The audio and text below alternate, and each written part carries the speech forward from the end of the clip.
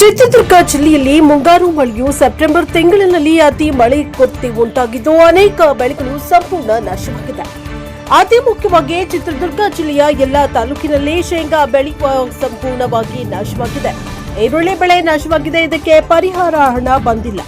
ಆದ್ರಿಂದ ಅನೇಕ ಬಾರಿ ಬೆಳೆ ವಿಮೆಗೆ ಮನವಿ ಮಾಡಿಕೊಂಡ್ರು ಹಾಗೂ ಉಪವಾಸ ಸತ್ಯಾಗ್ರಹವನ್ನ ಕೈಗೊಂಡ್ರು ಸಹ ರೈತರ ಖಾತೆಗೆ ಹಣ ಬಂದಿಲ್ಲ. ಈಗ ಮುಂಗಾರು ಮಳೆ ಪ್ರಾರಂಭವಾಗಿದ್ದು ರೈತರು ತಮ್ಮ ಜಮೀನನ್ನ ಬೇಸಾಯ ಮಾಡಲು ಭೂಮಿ ಹದ ಮಾಡಿಕೊಳ್ಳಲು ತೀವ್ರ ಹಣದ ಅವಶ್ಯಕತೆ ಇದೆ. ಆದ್ರಿಂದ ಕೂಡಲೇ ರೈತರಿಗೆ ಬೆಳೆ ವಿಮೆ ರೈತರ ಖಾತೆಗೆ ಬಿಡುಗಡೆ ಮಾಡಬೇಕು. ಕರ್ನಾಟಕ ರಾಜ್ಯ ರೈತ ಸಂಘ ಒತ್ತಾಯಿಸಿದೆ. ಪ್ರಧಾನಿ ನರೇಂದ್ರ ಮೋದಿಯವರು 2023ರ ಚುನಾವಣೆ ಪ್ರಚಾರಕ್ಕೆ ಬಂದಾಗ ಚಿತ್ರದುರ್ಗ ಜಿಲ್ಲೆಯ ಸಾರ್ವಜನಿಕರ ಜೀವನ ಭದ್ರಾ ಮೇಲ್ದಂಡೆ ಯೋಜನೆಗೆ 5,000ದಿಂದ 300 ಕೋಟಿ ರೂಪಾಯಿಗಳನ್ನ ಕಾಮಗಾರಿ ನೀಡುತ್ತೇವೆ ಎಂದು ಸಾರ್ವಜನಿಕರ ಸಭೆಯಲ್ಲಿ ಹೇಳಿಕೆ ನೀಡಿದರು. ಹಣ ಬಿಡುಗಡೆಗೊಂಡಿಲ್ಲ. ಚಿತ್ರದುರ್ಗ ನಗರಕ್ಕೆ ಮಾನ್ಯ ಕೇಂದ್ರ ಗೃಹ ಸಚಿವರಾದ ಅಮಿತ್ ಶಾ ರವರು ಆಗಮಿಸಿದ್ದಾರೆ.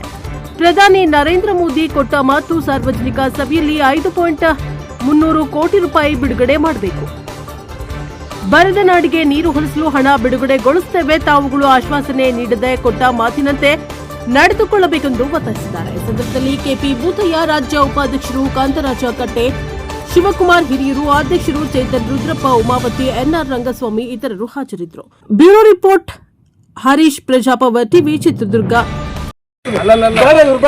ಬೇಡ ಬೇಡಮ್ಮ, ನೀನು ಹೋಗಮ್ಮ. ಪಾಪ ಹೆಣ್ಣು ಬೇಡ, ನಮಗೆ ಬೇಕಾಗಿಲ್ಲ. ಇದು ಮಾತ್ರ ವಿರೋಧಿ. ಜೆಡಿ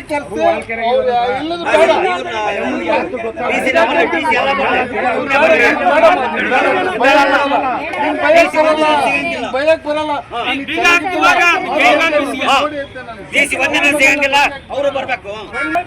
ಅಲ್ಲ, ಇದುವರೆಗೂ ಅವ್ರು ಬರ್ಲಿ.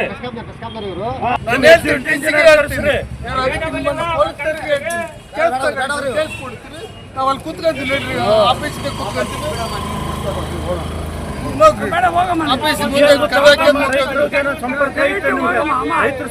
ಆಫೀಸ್ಗೆ ಬರಲ್ಲ. ಯಾಕೆ ಗೊತ್ತಾ ಗೌರವ ನನಗೆ?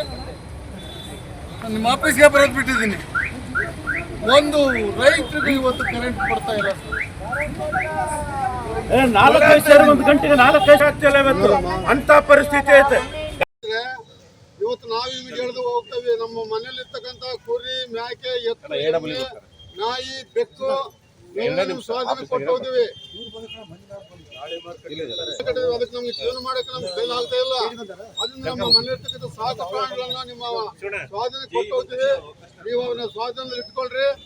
ನಾವೆಲ್ಲ ವಾಪಸ್ ಬಂದ್ಮೇಲೆ ನಮ್ಮ ಕುರಿ, ನಮ್ಮ ಮೇಕೆ, ನಮ್ಮ ಎತ್ತು, ನಮ್ಮ ನಾಯಿ, ನಮ್ಮ ಬೆಕ್ಕು ವಾಪಸ್ ಕೊಡ್ರಿ. ಇಂತಹ ಪರಿಸ್ಥಿತಿ ಇದಾಗಿದೆ. ಅಲ್ಲೇ ಇವ್ರು ಏನು ಸರ್ಕಾರಗಳನ್ನು ಬದುಕಿದವಿಲ್ಲ ಮರಯ. ಜುಲೈ 30 ತಾರೀಕು ಅಂತ ಕಟ್ಸಿಬಿಡ್ತಾರ. ಕಟ್ಸೋರು ಏನೋ ಒಂದು ಪ್ರಚಾರ ಕೊಡ್ತಾರೆ. ಮೊಬೈಲ್ ಪ್ರಚಾರ, ಟಿವಿಯಲ್ಲಿ ಪ್ರಚಾರ, ಅಯ್ಯೋ ಪೇಪರ್ನಲ್ಲಿ ಪ್ರಚಾರ ಕೊಡ್ತಾರೆ. ಇವಾಗ ಯಾರು ಮಾತಾಡ್ತಾ ಇಲ್ಲ. ಕಾರಣ ಏನು?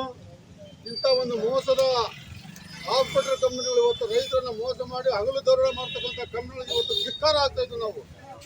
ಆದ ಕಾರಣ ಇವತ್ತು ಕರೆದ್ರಿ, DCLಗೆ ಬರಲಿ, ಸಂಬಂಧಪಟ್ಟ ಜೆಡಿಯವರು ಕರೆಸಲಿ. ಆಮೇಲೆ ಇವ್ರು ಯಾರು ನಮ್ಮ ಇವರು ಕಸ್ಕಾಂ ಇಲಾಖೆ ಅವ್ರು ಯಾರು ಕರೆಸಿ ಎಲ್ಲ ಕರೆಸಿ.